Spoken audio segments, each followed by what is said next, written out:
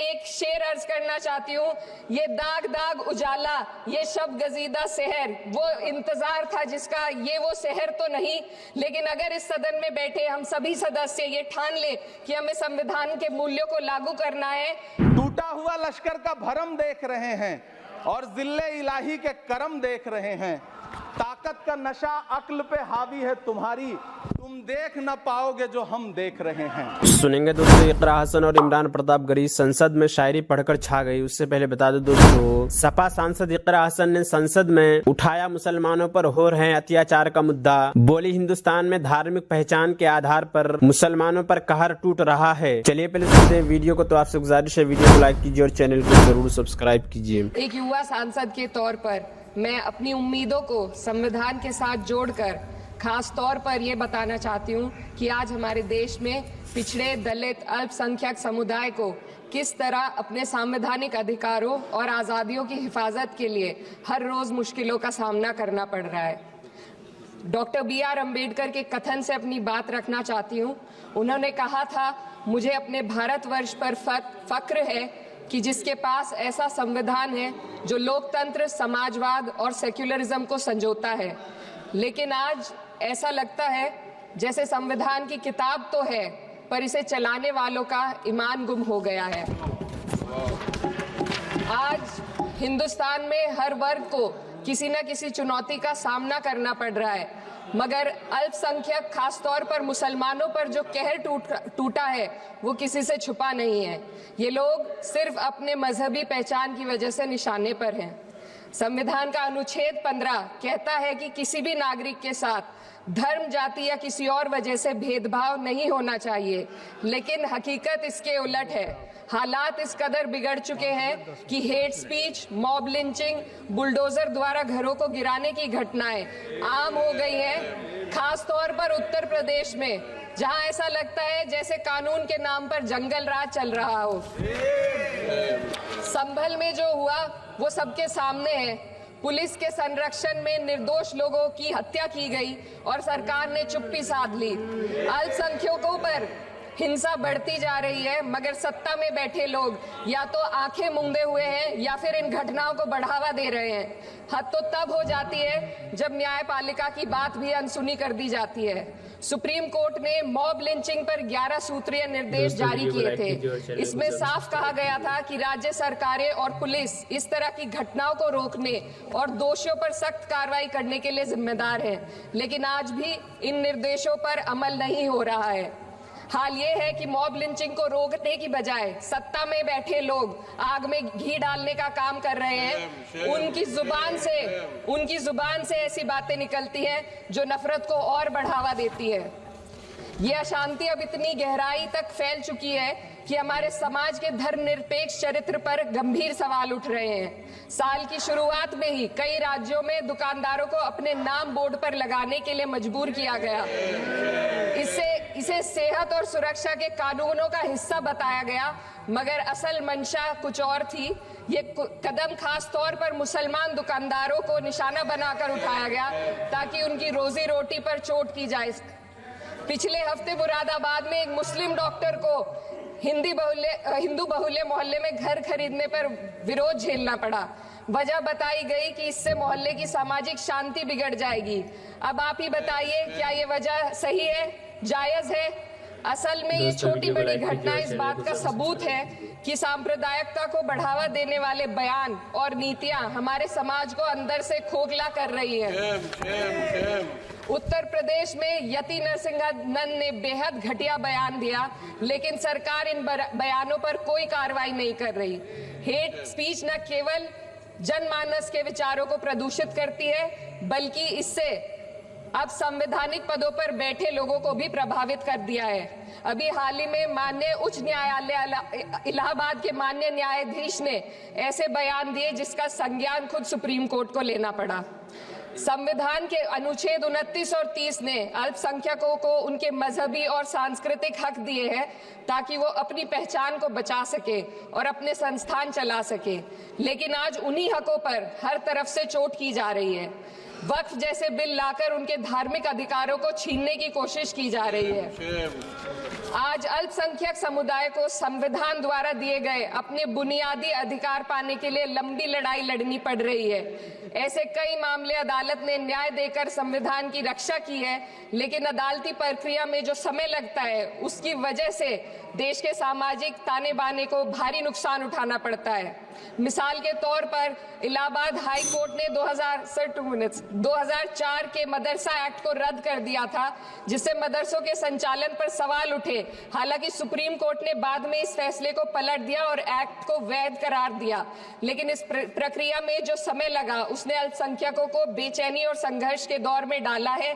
इसी कड़ी में प्लेसेस ऑफ वर्शिप एक्ट 91 भी आता है और कई अन्य अधिकार, उन्हें भी इसी तरह अदालती लड़ाइयों में उलझाया जा रहा है। ये स्थिति न केवल अल्पसंख्यकों के अधिकारों की राह में रुकावट है, बल्कि justice delayed is justice denied जैसी कहावत को सिद्ध करती है।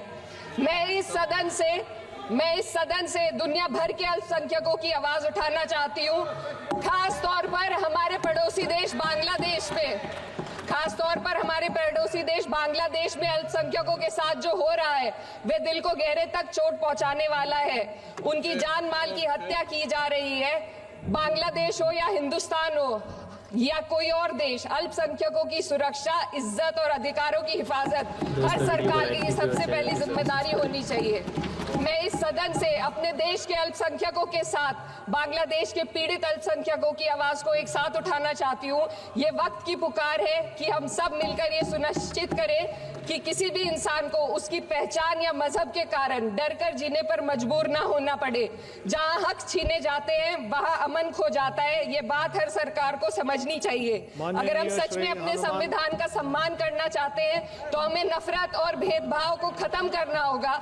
हमें ये दिखाना होगा कि ये मुल्क हर वर्ग, हर जाति, हर धर्म और हर समुदाय का है, और जब तक ऐसा नहीं होगा तब तक संविधान की आत्मा सिसकती रहेगी। सर, अपनी बात को खत्म करते हुए मैं एक शेर अर्ज करना चाहती हूँ। ये दाग दाग उजाला, ये शब गजीदा शहर, वो इंतजार था जिसका ये वो शहर तो नहीं। लेकिन अगर इस सदन में बैठे हम सभी सदस्य ये ठान ले कि हमें संविधान के मूल्यों को लागू करना है और उसे लागू करने का प्रयास करें, तो वह सुबह जरूर आएगी जिसके लिए लाखों भारतवासियों ने अपने जानों की कुर्बानी दी थी। टूटा हुआ लश्कर का भरम देख रहे हैं और जिल्ले इलाही के करम देख रहे हैं। ताकत का नशा अक्ल पे हावी है तुम्हारी, तुम देख न पाओगे जो हम देख रहे हैं। एक दिन अपनी किसी मजदूर की तरह अपनी दिन भर की दिहाड़ी लेकर के बाजार जाइए और अपने बच्चों के लिए राशन खरीदिए, तब पता चलेगा कि महंगाई कम हो रही है या नहीं हो रही है। यवतमाल का वो दाभड़ी गांव जहां 20 मार्च 2014 को वो किसानों के साथ चाय पर चर्चा करने गए थे, उसी यवतमाल में पिछले 6 महीने में 132 किसानों ने आत्महत्या की है। मेरा बहुत भावुकता के साथ देश के प्रधानमंत्री से सवाल है कि इन उजड़ते हुए मकानों और बेघर होते हुए घरों को देख करके आपको नींद कैसे आती है, आप सो कैसे पाते हैं? 83 मिनट 71 बार थपथपाई गई मेज, 14,417 शब्दों का बजट भाषण, और उस बजट में अपने लिए राहत तलाशती मिडिल क्लास की हैरत ज़दा आंखें। सभापति महोदय, मेरे हाथों में जो दस्तावेज है, दरअसल ये देश के किसानों, गरीबों, मजदूरों की उम्मीदों का स्मारक है। ऐसा लग रहा है जैसे वित्त मंत्री महोदया ने बजट नहीं तैयार किया है, बल्कि प्रधानमंत्री जी की मन की बात का संकलन तैयार किया है। टूटा हुआ लश्कर का भरम देख रहे हैं, टूटा हुआ लश्कर का भरम देख रहे हैं और जिल्ले इलाही के करम देख रहे हैं। ताकत का नशा अक्ल पे हावी है तुम्हारी, तुम देख न पाओगे जो हम देख रहे हैं। वित्त मंत्री महोदया ने इस बजट में महंगाई पर सिर्फ 10 शब्द बोला है। जिस देश में टमाटर 100 रुपए किलो बिक रहा हो, सभापति महोदय मेरा टाइम पॉज करें और बार बार इंटरप्ट करने को या तो मना करें। हाँ बोले, कृपया बोले। सभापति महोदय, वित्त मंत्री महोदया ने इस बजट में महंगाई पर सिर्फ 10 शब्द बोले हैं। जिस देश में टमाटर 100 रुपए किलो बिक रहा हो, उस देश की वित्त मंत्री के पास बजट में महंगाई पर बोलने के लिए सिर्फ 10 शब्द है। डीजल, पेट्रोल, आटा, चावल, दाल, सब्जी की महंगाई का तो कोई जिक्र ही नहीं। सावन चल रहा है तो प्याज और लहसुन का दाम पूछना तो शायद पाप होगा। मैंने तो यह भी सुना है कि वित्त मंत्री जी जो चीज खुद नहीं खाती हैं उसके दाम से उनका कोई लेना देना नहीं होता। लेकिन इस बार बजट पेश करने के लिए पार्लियामेंट आने से पहले वित्त मंत्री जी ने दही और चीनी खाई थी। अब तो उनसे यह पूछा जा ही सकता है कि उन्हें दही, दूध और चीनी का रेट तो इन दिनों पता ही होगा। क्या उसे सस्ता करवाएंगी या नहीं सस्ता करवाएंगी? अगर पता है तो कृपया सस्ता करवाइए, क्योंकि इसी चीनी ने अमेठी में एक मंत्री महोदया का राजनीतिक कैरियर कड़वा कर दिया। सभापति महोदय अपने शीश महलों में बैठे हुए सरकार के सांसद और मंत्री कह रहे हैं कि महंगाई कम हो रही है। अरे संसद की कैंटीन से बाहर निकल करके एक चाय का कप खरीदिए, तब समझ में आएगा कि महंगाई कम हो रही है या बढ़ रही है। किसी एक दिन अपनी किसी मजदूर की तरह अपनी दिन भर की दिहाड़ी लेकर के बाजार जाइए और अपने बच्चों के लिए राशन खरीदिए, तब पता चलेगा कि महंगाई कम हो रही है या नहीं हो रही है। यहाँ बैठ करके बड़ी बड़ी बातें करना आसान है। ये चूनर धानी धानी भूल जाते, ये पुरवा की रवानी भूल जाते, जो आकर 4 दिन गाँव में रहते तो सारी लंतरानी भूल जाते। दोस्तों वीडियो कैसी लगी वो नीचे कमेंट बॉक्स में जरूर बताएं। आइए दोस्तों बेहस्ती ज़फर किताब से कान की बीमारियां सुनते हैं। फायदा, पेट भरकर खाना खाकर फौरन सो रहने से कान जल्दी बहरे हो जाते हैं। जब तक खाना खाने के बाद 2 घंटा न गुजर जाए हरगिज सोया। फायदा, अगर कान में कोई दवा डालो, खा तासीर में गर्म हो या सर्द, हमेशा नर्म गरम वाल डालो। फायदा, अगर बचपन से आदत रखी के कभी कभी कान में रोगन, बादाम, तल्ख 5-5 बूंद नीम गरम टपका लिया करे तो उम्मीद है कि आखिर उम्र तक कभी सुनने में फर्क न आए। दवा, जिससे कान का मैल निकल जाता है। सुहागा, खेल किया हुआ खूब बारीक पीस कर थोड़ा कान में डाले और ऊपर से कागजी लेमू का गर्क नीम गरम 5 बूंद टपकाए और जिसका कान में न ये दवा डाले। इसी तरह के करवट पर सो रहे 2-3 दिन में मैल बिल्कुल साफ हो जाएगा और सियाही वगैरह से मैल निकालने की ज़रूरत न पड़ेगी। दवा, जिससे मच्छर या और कोई जानवर जो कान में घुस गया हो निकल जाए। 3 माशा, आड़ों के पत्ते या बागों में बहुत मिलते हैं और 3 माशा हरे पौधे के पत्ते और 3 माशा सकमुनिया, सबको बारीक पीस कर छाल कर कान में नीम गरम का दे। इससे वो जानवर मर जाएगा जिससे उसका चलना फिरना कान में मालूम न हो। इसी वक्त रोगन, बादाम, नीम गरम खूब भर दो और कान के सुराख में रुई लगाकर कान को झुका के रखे। थोड़ी देर के बाद रुई निकाल लो और वो जानवर भी तेल के साथ निकल आएगा। और फ़कत तेल कान में खूब भरने से भी जानवर मर जाता है। कान का दर्द खा किसी किस्म का हो, इसलिए यह रोगन मुफीद है और किसी वक्त में नुकसान देने वाला नहीं। अगर घर में हमेशा तैयार रहे तो बेहतर है।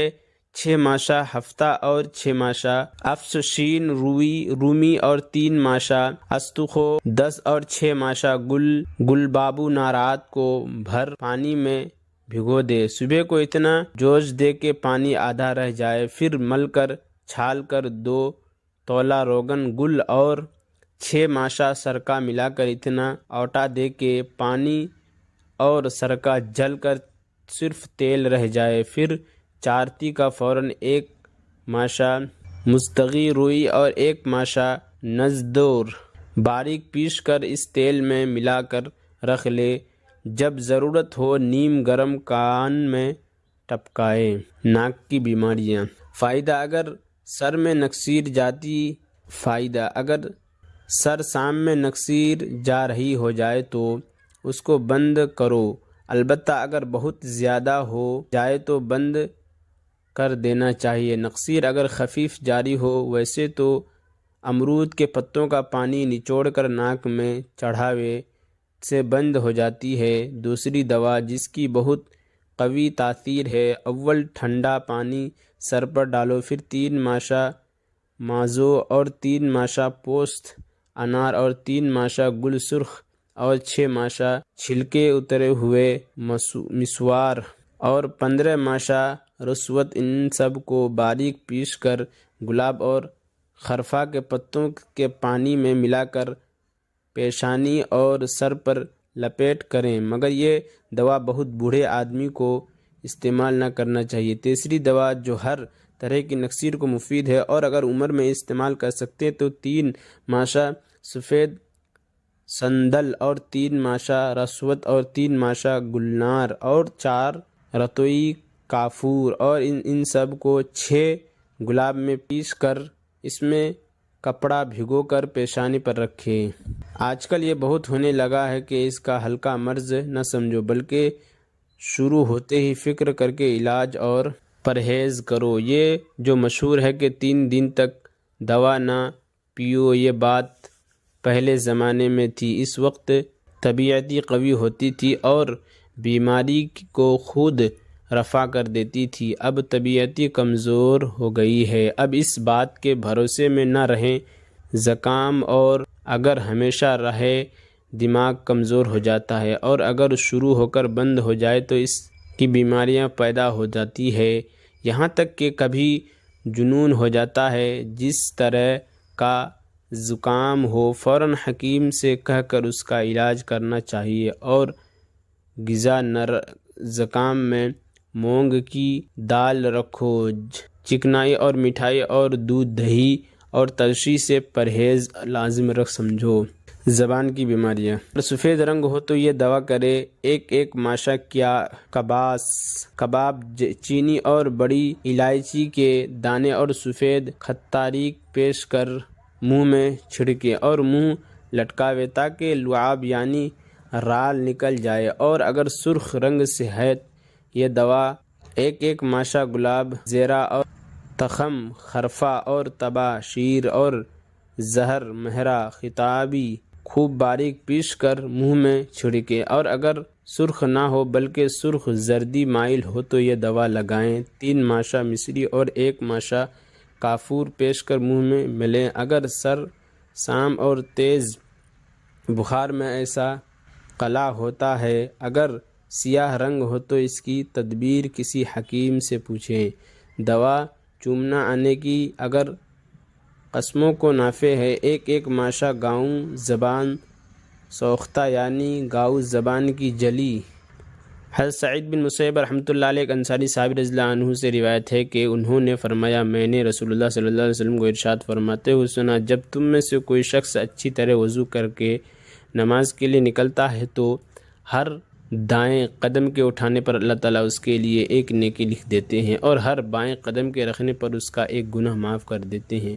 अब उसे इख्तियार है कि छोटे छोटे कदम रखे या लंबे लंबे कदम रखे। अगर ये शख्स मस्जिद आकर जमात के साथ नमाज़ पढ़ लेता है तो उसकी मग़फ़िरत कर दी जाती है। अगर मस्जिद आकर देखता है कि जमात हो रही है और लोग नमाज का कुछ हिस्सा पढ़ चुके हैं और कुछ बाकी है तो उसे जितनी नमाज मिल जाती है उसे जमात के साथ पढ़ लेना है और बाकी नमाज ख़ुद मुकम्मल कर लेना है, तो इस पर भी मग़फ़िरत कर दी जाती है। और अगर ये शख्स मस्जिद आकर देखता है कि लोग नमाज़ पढ़ चुके हैं और ये अपनी नमाज पढ़ लेता है तो इस पर भी मग़फ़िरत कर दी जाती है। हज़रत अबू उमामा रिवायत करते हैं, रसूलुल्लाह सल्लल्लाहु अलैहि वसल्लम ने इरशाद फरमाया, जो आदमी नमाज के इरादे से वज़ू करने के लिए उठता है फिर अपने दोनों हाथ गट्ठों तक धोता है तो उसके हथेलियों के गुनाह पानी के पहले कतरे के साथ ही झड़ जाते हैं। फिर जब कुल्ली करता है, नाक में पानी डालता है और नाक साफ़ करता है तो उसकी ज़बान और होठों के गुनाह पानी के पहले कतरे के साथ ही झड़ जाते हैं।